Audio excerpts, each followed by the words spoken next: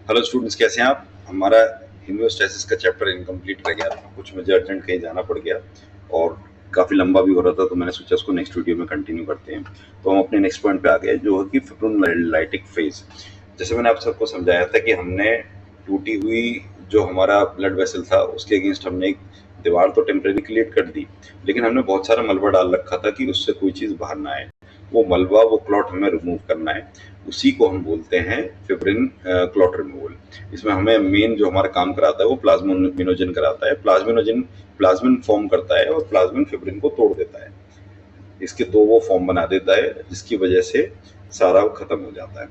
फिर लोकलाइजेशन हो जाता है, जिसमें हम मेम्ब्रेन बाउंड कॉम्प्लेक्सेस बनाए जाते हैं, ब्लड फ्लो को डाइल्यूट कर देते हैं और इनहिबिटर्स लगा देते हैं। एंटी थ्रोम्बिन 3 के लगते ही प्लेटलेट्स वहां से इनएक्टिवेट होना, मतलब प्लेटलेट्स नहीं बनेंगी नहीं, क्योंकि थ्रोम्बिन बनना बंद हो जाएगा।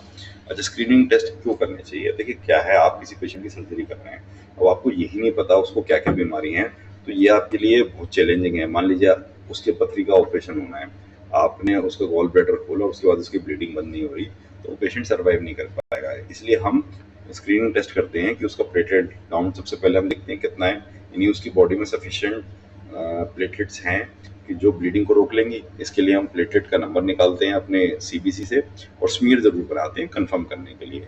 नॉर्मल वैल्यू उसकी 1.5 लाख से 4.5 लाख होती है, हर किसी को पता है। फिर हम ब्लीडिंग टाइम देखते हैं। ब्लीडिंग टाइम में हम ये देखते हैं कि प्लेटलेट कितने टाइम में ब्लड वेसल पे इंटरेक्ट कर पा रही है। तो ये अगर 10 मिनट से ज़्यादा है तो एक चिंता की बात हो जाती है। फिर हम प्रोथ्रोम्बन टाइम देख लेते हैं, प्रोथ्रोम्बन टाइम से आईएनआर कितने में बन रहा है। इसमें कई सारे फैक्टर सब मेजर हो जाते हैं और जनरली क्या है, अगर लिवर प्रॉब्लम होगी तभी ये पीटी प्रोथ्रोम्बन टाइम खराब आता है, नहीं तो बाकी जनरली सही आ जाता है।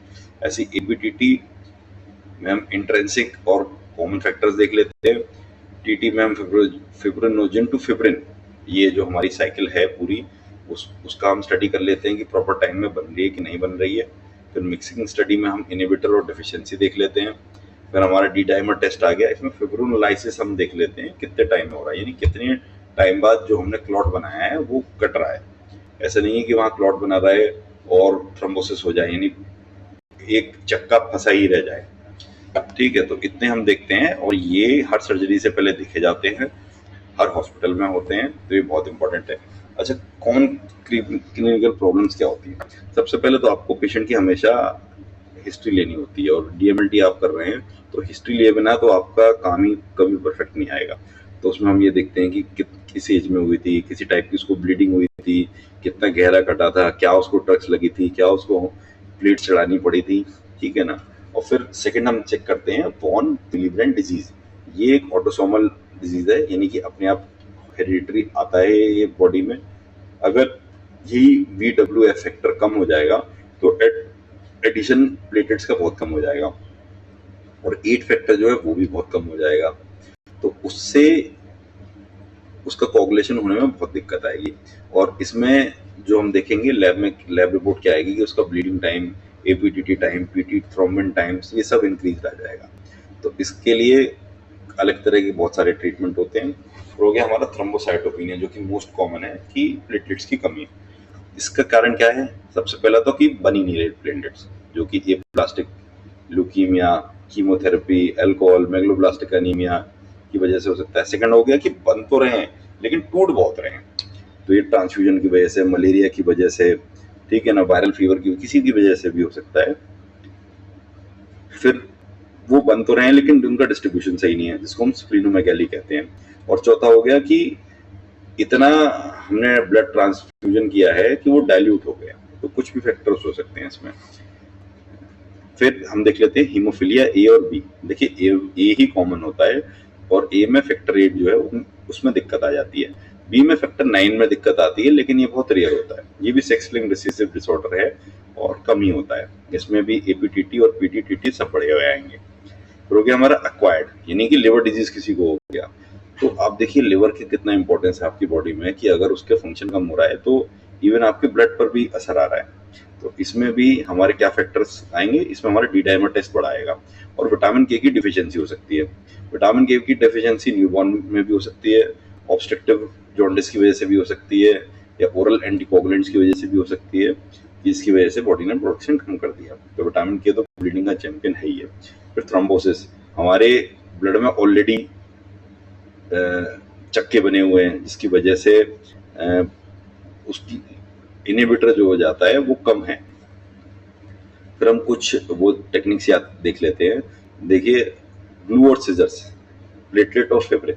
प्लेटलेट ग्लू का काम करती है, फिब्रिन सिजर्स का काम प्लेटलेट्स और फिब्रिन ग्लू होते हैं, यानी इन दोनों के मिलने के बाद ही वो पूरे चिपकेगा। और फिब्रिनोलाइसिस होती है scissors.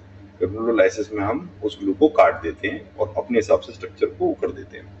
VIP on the wall, VWF factor, और ये आपको पता है बहुत इंपॉर्टेंट है क्योंकि ये एक तरह का वीआईपी पास की तरह काम करता है प्लेटलेट्स के लिए। ये दोनों तीनों जो फैक्टर्स हैं, IB, ये एंट्री में दिलाते हैं, 2B 3A हमने पढ़ा था कई बार, ये फिब्रिनोजेनिन के साथ चलते हैं। अच्छा, K4 पैक, विटामिन के 4 फैक्टर्स आपको याद होने चाहिए, 2, 7, 9, 10। ठीक है, एग्जाम को कीज देख लेते हैं। प्राइमरी हीमोस्टैसिस डिफेक्ट में क्या होगा, म्यूकोक्यूटेनियस ब्लीड्स बहुत ज्यादा हो जाएंगी, यानी कि जो हल्के कट हैं वो बंद ही नहीं होंगे। सेकेंडरी डिफेक्ट में डीप ब्लीड्स बहुत आएंगे क्योंकि पीछे से उसका बैकिंग नहीं मिलेगी। VWF फैक्टर में हमने देख लिया था कि अगर ये फैक्टर जो होता है ये प्लेटलेट एडिशन भी कराता है और फैक्टर 8 को भी कैरी करता है। ठीक है, तो अगर ये इसकी डिजीज हो जाएगी तो हमारा ब्लीडिंग टाइम, APTT टाइम सब बढ़ जाएगा। विटामिन के की नीड होती है for gamma carboxylation of 2, 7, 9 and 10, और इसके लिए हमें बाइल जरूरी होता है एब्जॉर्प्शन के लिए। थ्रोम्बिन आपको पता ही है, 5, 7, 11, 12 सारे को एक्टिवेट करता है, और 13 जो होता है फैक्टर वो फिब्रिन को स्टेबलाइज कराता है। नॉर्मल लेंथ क्या होती है, PT की 12 से 14 सेकंड होती है, INR की 0.9212 होती है, APTT की 30 से 35 सेकंड होती है, और थ्रोम्बिन टाइम TT की 12 से 14 सेकंड होती है। ठीक है,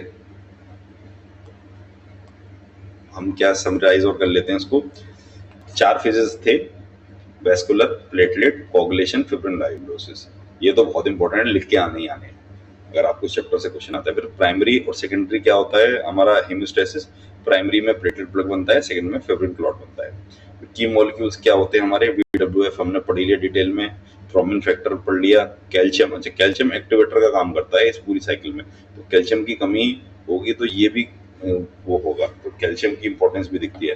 फिर थ्रोम्बिन का इनहिबिटर 83 जो उसको रोक के रखता है। टेस्ट आपको क्या लगाने होते हैं, PT prothrombin time, INR extrinsic pathway के लिए यूज होता है, APTT इंट्रिंसिक पाथवे के लिए यूज होता है, TT फिब्रिन का स्टेप होता है।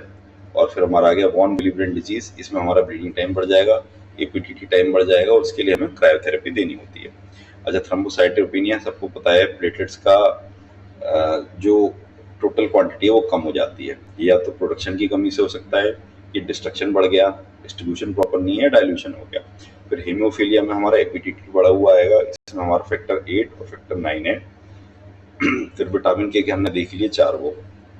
देखिए, ये चैप्टर तो इतना डिटेल में है कि इसके अकेले में ही 3-4 वीडियोस लग जाएंगी, इतना ना कोई स्टूडेंट्स पढ़ेगा, और सारा उसमें जो है आप भी कहोगे कि एक ही टॉपिक को इतना खींच दिया। तो उसमें इम्पोर्टेंट मैंने आपको बता दिया है। कोगुलेशन पे लॉन्ग आपको तैयार करना है, और हीमियोस्टैसिस पे शॉर्ट तैयार करना है। जनरली यही पूछा जाता है। कोगुलेशन में तो बहुत सारे फैक्टर्स हैं, तो कोगुलेशन में आपको पता होना चाहिए कि जो फैक्टर 10 है, जो इस नोट्स में मैंने डिटेल में नहीं समझाया, कि फैक्टर 10 बहुत इंपॉर्टेंट होता है कोगुलेशन के लिए। वही दोनों पाथवे से जो फैक्टर्स आ रहे होते हैं उनको मैनेज करके स्टार्ट करता है चेन।